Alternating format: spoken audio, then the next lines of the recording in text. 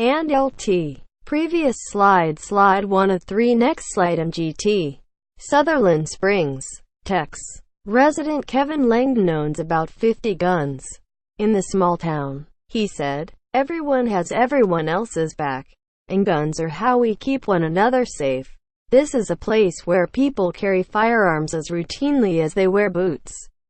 They carry them out of sight, tucked in a waistband or in a pocket like a billfold, or they carry them openly.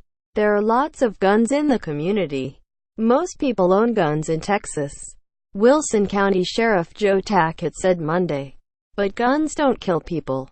People kill people." The gun rights community has long had a favorite saying, "The only thing that stops a bad guy with a gun is a good guy with a gun." What happened Sunday offered for that community a resounding echo of their belief. A local man described by officials as "our Texas hero" who lives near First Baptist grabbed his own weapon and shot gunman Devin Patrick Kelly outside the church, forcing him to flee. Subscribe to the Post-Most newsletter. Today's most popular stories on the Washington Post. Then the man, along with another resident, got in a vehicle and chased Kelly at high speeds. Kelly was found dead in his vehicle on the side of a road about 10 miles from the church. He had been hit twice in the leg and the torso and also had a self-inflicted gunshot wound. According to his autopsy, the resident who shot Kelly did not answer his door, and a sheriff's deputy said the family did not want people on the property. The second resident, Johnny Langendorf, described his actions as "act now, ask questions later." What some people were saying Monday was that the massacre could have been stopped sooner had the worshippers in the church been carrying. "The attack could signal that a change is needed," said Brandy Johnson, 68, an evangelical minister who moved to Sutherland Springs a few months ago. "Even in a church service in a one-stoplight town, someone should be tapped to be on the lookout for trouble," she said. "I think there should be some designated watchers and some designated firearm carriers," she said. Sutherland Springs church shooting slideshow by Photo Services. Johnson said she worked for many years for the Department of Homeland Security and was trained to be observant.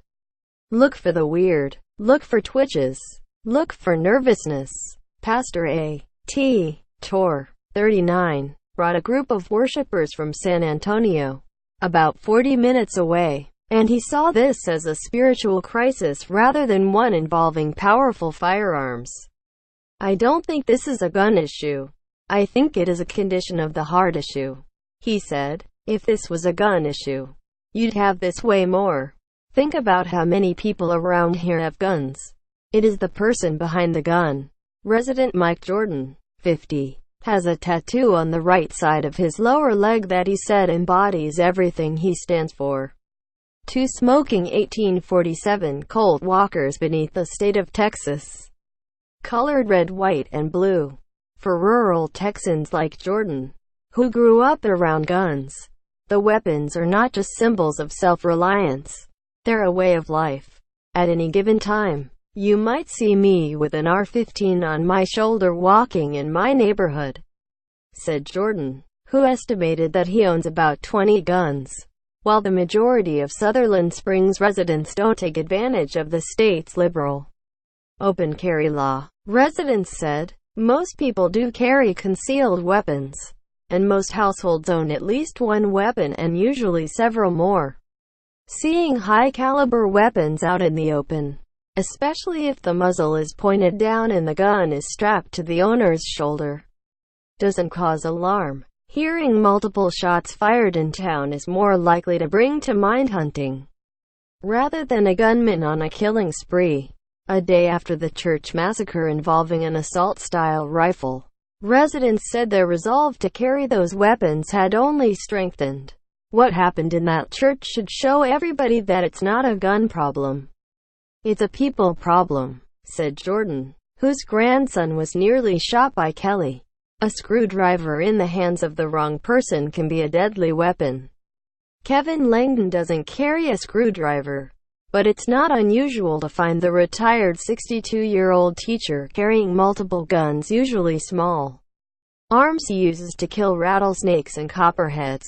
At home, on the south side of Sutherland Springs, Langdon owns about 50 weapons, ranging from Civil War-era antiques to modern guns, such as an AK-47, which he uses to kill wild hogs that wander onto his 10-acre property and destroy his crops.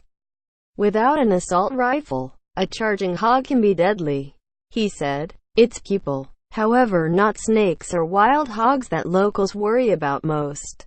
Langdon's neighbors, who have formed an unofficial watch program, all own rifles, he said. They use the scopes to monitor one another's properties in case a stranger approaches, a constant concern because of the traffic that passes through town along Highway 87, bringing big city strangers from nearby San Antonio.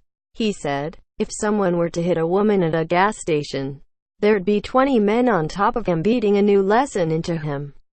He said, everyone has everyone else's back, and guns are how we keep one another safe. But it was a man with local ties, not a stranger, who ended up being the greatest danger to the community Sunday, a man who shouldn't have been allowed to purchase guns in the first place because of a domestic assault conviction while he was in the military. It was the lack of guns in that church, Langdon and other locals said, that put Sutherland Springs residents at risk. If everyone was armed with a gun in that church, how many people would have been killed? He said, probably zero. Authorities revealed that Kelly had been in the midst of a domestic dispute with relatives, including his mother-in-law, who has worshipped at First Baptist but was not present Sunday. The method of the attack seemed to draw inspiration from other recent mass shootings. Kelly dressed in pseudo-commando clothes, all black tactical gear and a mask. He chose a soft target, people effectively trapped in a confined space. He used a semi-automatic rifle. Rick Schultz, 58, who retired from the military, said, you pass a bunch of laws, who is going to obey those laws? Law-abiding citizens. We just need to harden up soft targets. Having someone in there with a concealed weapon. Sutherland Springs is a town nowhere in particular, with a single blinking light at the main crossroads. The land here is wide open under a big sky.